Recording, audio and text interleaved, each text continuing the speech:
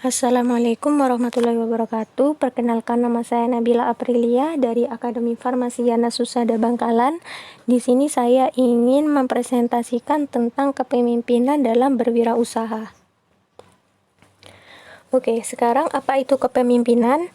Kepemimpinan itu dapat diartikan sebagai kekuatan untuk menggerakkan dan mempengaruhi orang lain, juga sebagai alat, sarana, atau proses untuk membujuk orang agar berusaha melakukan sesuatu secara sukarela.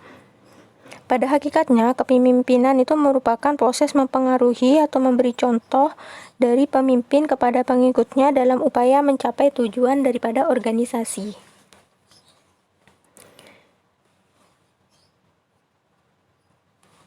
Unsur-unsur kepemimpinan itu yang pertama ada leader.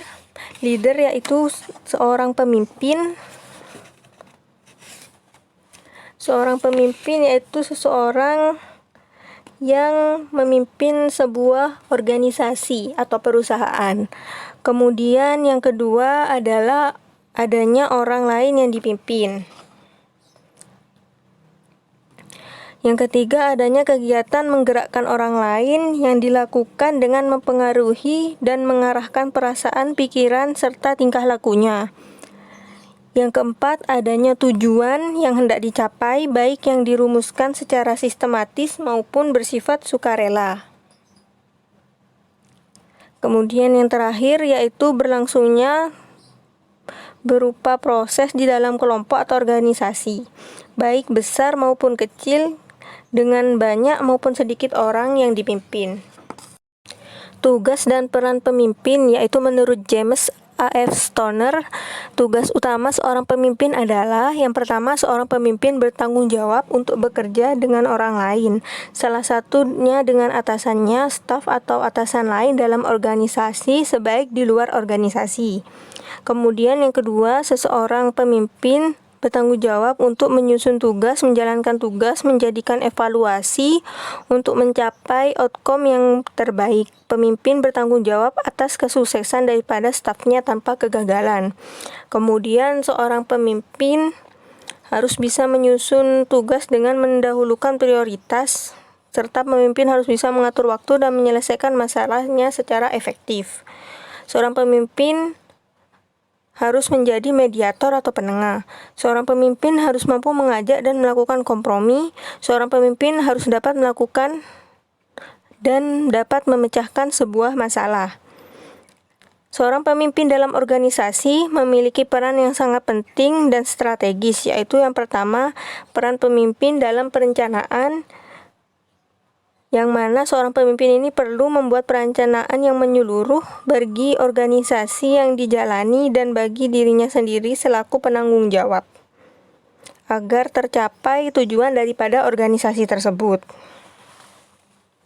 Kemudian yang kedua yaitu berperan dalam memandang masa depan.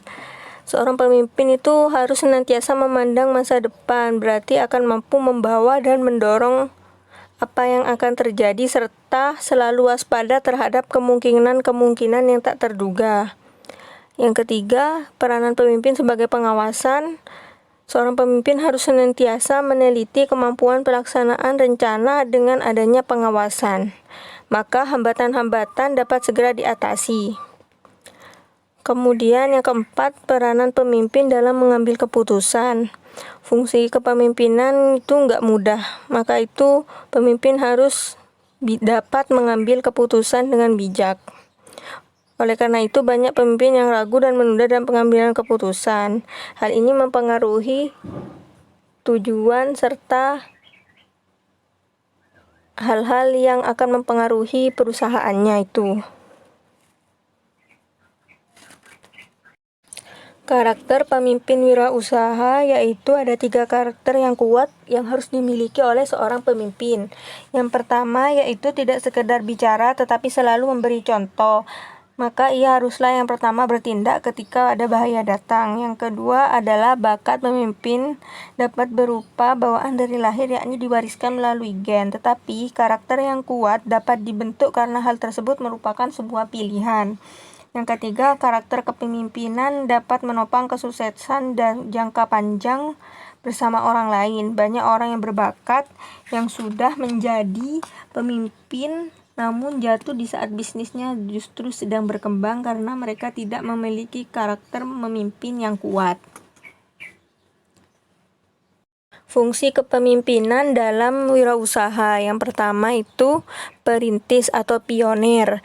Itu seorang pemimpin adalah petunjuk jalan yang mampu membuka jalan yang rumit sekalipun. Walaupun penuh rintangan, ia mampu keluar dari tekanan fisik dan mental. Intuisi sebagai seorang pemimpin itu harus tajam, visioner, dan mampu mengelola resiko, sehingga anak buah melakukan tugas dengan lebih mudah. Yang kedua, penyeimbang. Seorang pemimpin itu dapat membuat kekacauan menjadi selaras dan harmonis serta bijaksana dalam mengatasi konflik yang terjadi. Yang ketiga adalah pandai memberdayakan.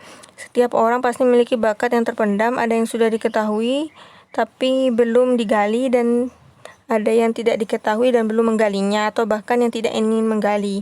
Maka seorang pemimpin memiliki kemampuan untuk melihat lebih dalam lagi bakat tersebut.